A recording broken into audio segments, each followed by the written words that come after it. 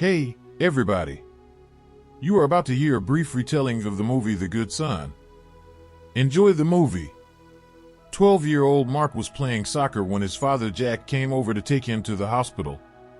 The boy's mom is near death, which is the last time they see each other.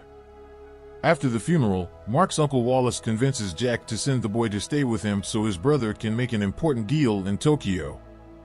Mark is withdrawn, finding it hard to come to terms with his loss.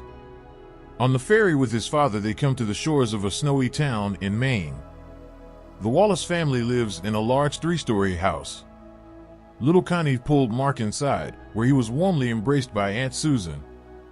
A perky kid named Henry came down from upstairs and gave his cousin a scary mask. The boys quickly found a common language. In the company of his peers, Mark was immediately cheerful. Jack apologized for leaving his son and promised to return in 2 weeks. Henry woke Mark up early in the morning and asked him to go outside, but the caring Susan wouldn't let him go out until he had breakfast. Henry decided to show off the treehouse he'd built high up in the tree. The boys were out of breath by the time they reached it. Suddenly a branch broke under Mark and Henry grabbed his arm. After a moment's thought, Henry pulled his cousin up. Next, the boys ran into the depot and immediately began smashing the windows with rocks. When they were chased out of there, the hooligans raced to a deep well in the cemetery. Henry has a stash of cigarettes here. It didn't take Mark long to be tempted and try one. Henry is curious about how Mark's mom died. He is basically interested in the subject of death. He tells the guest that when his own brother drowned, he was completely blue. His mother could hardly have looked better. Mark didn't like this conversation and freaked out. Henry had to apologize. The next day he wanted to introduce Mark to some watchmen on the dock. He turned out to be a vicious dog who was now barking and chasing the boys. Henry managed to close the wicket at the last moment and is now barking himself right in front of the dog's mouth. Susan comes to the edge of the cliff every day and is sad for her dead child Richard. Fidgety drags a friend to his barn to show off a cool invention. A powerful crossbow with a scope, a bolt placed in the muzzle, and now Henry is aiming at the cat. Mark asks not to shoot it, just to scare it. The bolt flies over the cat's head and embeds itself in a tree. Mark comes to talk to a psychologist. He admits that he is angry at everyone and also blames himself for letting his mom die. At night he has nightmares. Waking up he followed a woman in white calling her mom, but of course it was Susan. The boy thinks his mom is back in the form of his aunt. With an unkind face, Henry watches from above as his mother hugs his cousin.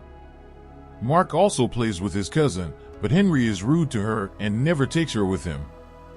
The boys have dragged the crossbow to the dock and are now looking for a target to shoot at. Henry points the weapon in the direction of a running dog. Mark asks him to stop, but the straggler takes the shot and kills the animal. They now drag the dead dog in a sack through the cemetery and dump it down a well. The Henrys even joke about it. Mark now regards his ice cream cousin with misgiving. On the piano, he discovers a picture of his mom. The boy sees a second mom in his aunt, and he also pays attention to Richard's photo. Mark follows his cousin into the barn without much joy, but the teenager is up to no good again and introduces Mark to Mr. Harvey, a human-sized scarecrow made of papier-mâché and clothes. Henry asks him to help him carry Harvey to a place. The boys stopped over the freeway. The thrown-down dummy led to a massive accident, each new collision causing the young psychopath only a smile. Now the guys are rushing from the scene of the crime with all their legs. Towards them there were police cars, so they had to hide in the tunnel. Mark can't imagine how his friend could do such a thing if he wanted to kill someone. "How boring you are," Henry laments. "You haven't realized that you can do anything in life and you won't get hurt." The evening news reports on the accident, and miraculously no one is hurt. Henry's already worked out how he's gonna lie about it being Mark's idea. If he's thinking of telling all this, it's supposedly because of his mother's death. Connie ran into Henry's room and Henry decided to punish her by grabbing her by the ears. Mark stood up for the girl, so he likes his sister, and something bad could happen to her. Things happen, like with Richard. Mark's looking after Connie now, and a psychologist has come to talk to him. The boy wonders what makes people evil, how to explain that someone does creepy things and he likes it. In the evening, Wallace warns the children that he and Susan are going to a restaurant, so they will be on their own for a while. Henry lies that Mark has asked to move into Richard's room. In this way, he turns his mother against his cousin. Susan has not fully accepted her son's death. All his belongings are untouchable. Upset, she cried and left the table. The woman is now sad in her youngest son's room while Henry enjoys her misery. The children were left alone in the house.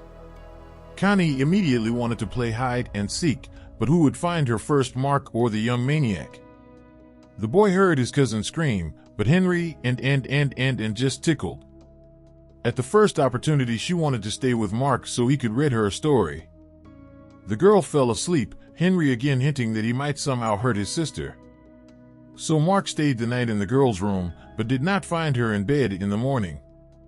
Downstairs, Susan once again kills herself and blames herself for the death of her son. She left him alone without supervision. From the conversation of relatives, Mark learns that Connie went with her brother to the skating rink and now rushes through the woods to prevent the tragedy. He immediately saw Henry, who at high speed was taking his sister somewhere and is now trying to catch up with them, but he has no skates, so the boy constantly falls. Henry spun Connie around and let go of her hand, causing the girl to fly into a patch of thin ice. Connie got to her feet and the ice beneath her cracked. A moment more and she went under. Henry holds out his hand to her, but does so only out of sight. He wants his sister to drown just like his little brother. In the end, the girl is under the ice, but then men with axes come running up and break the ice and pull her out of the water. Connie is now in the hospital. Mark realized he couldn't keep quiet any longer, so he went over to Susan, who was sad as usual on the cliff. According to him, what happened was no accident. Henry had pushed Connie on purpose. He was trying to nail her. The woman slapped her nephew across the face and demanded that he never speak like that again. Henry went to Connie's room and grabbed a pillow to smother her, but it turned out that Susan was there, too. Finding out that his sister was unlikely to remember what had happened to her, he was satisfied and went home. Mark called his father and told him about Henry doing terrible things. He nailed the dog and tried to kill his sister. He seemed to be the only one who took his son's words seriously and promised to come over soon.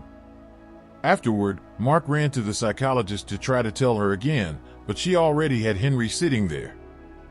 The psychopath has managed to tell his cousin that he allegedly behaved strangely because of his mother's death, and for some reason it seems to him that Henry is dangerous to him. The maniac finds the guest in the treehouse. He is absolutely sure of his impunity. In turn, Mark says that Henry's mom is also his mom. She promised never to leave him and came back as Susan. This statement particularly pissed Henry off. Connie is brought home, keeping both brothers up at night. Henry hints that he put something in their food. Immediately he runs into his parents' room and tells them that Mark isn't feeling well. The boy wipes out all the food he found in the fridge. Wallace takes him to Richard's room. The guest doesn't have long to wait. Jack will be back in a couple days. Henry stands in the hallway with a satisfied grin. Susan has her doubts and sneaks into her son's barn. There she finds Richard's rubber ducky. Henry comes indoors as well. His mother wonders if he wants to confess something he regrets, and she says that she has been looking for Richard's toy since the day he died, why it was here and how he took it, but it belonged to him first and he demands it back. Henry clutches at the duckling with anger. He rips it out of his mother's hands and runs away. If it is so dear to his mother, he will throw the toy down the well. Later in the room, he can squeeze out tears with a calm face and says that he is ready to mourn his mother, although if something happens to her, he doesn't care. After all, she is already Mark's mom. The boy grabs a pair of scissors and puts them to the throat of the maniac. Now he can kill him, but will go ahead. Except that would really upset Susan. At that moment, Wallace peeked into the room and Henry wailed a plea for help. The angry man took his nephew out of the room and locked him in the study. From the window, Mark saw that Henry had taken Susan somewhere, who had already noticed her son's inadequacy. The boy broke the window and was about to catch up with them, but he was stopped by Wallace. However, the boy was able to break free and ran through the woods. Susan wants to know what happened when Richard died. What if he did, answers the little maniac, or maybe his mother wants to get rid of him. If her son is to be locked up now, I'd rather die, said Henry and ran to the cliff, but he was not there. The sly one hid in the bushes. He's not a fool to leap. Henry pushed his mother off the cliff, and she started to slide down, but caught on a branch. The boy decided to kill her with a rock, but Mark came running up. They fought on the edge of the cliff. While the boys were fighting, the woman managed to climb back up. The guys rolled and almost fell, but Susan managed to grab them both by the hands. However, she has a hard time holding both boys down. "Mommy, I love you," Henry says and asks her for her other hand. Mark starts to slip. He is about to fall. Susan looks at Henry and lets go of his hand and pulls Mark up. The killer fell and crashed against the rock, his body washed away by the waves. Afterward, Mark sometimes wonders if Susan had to make a choice again, would she do the same thing?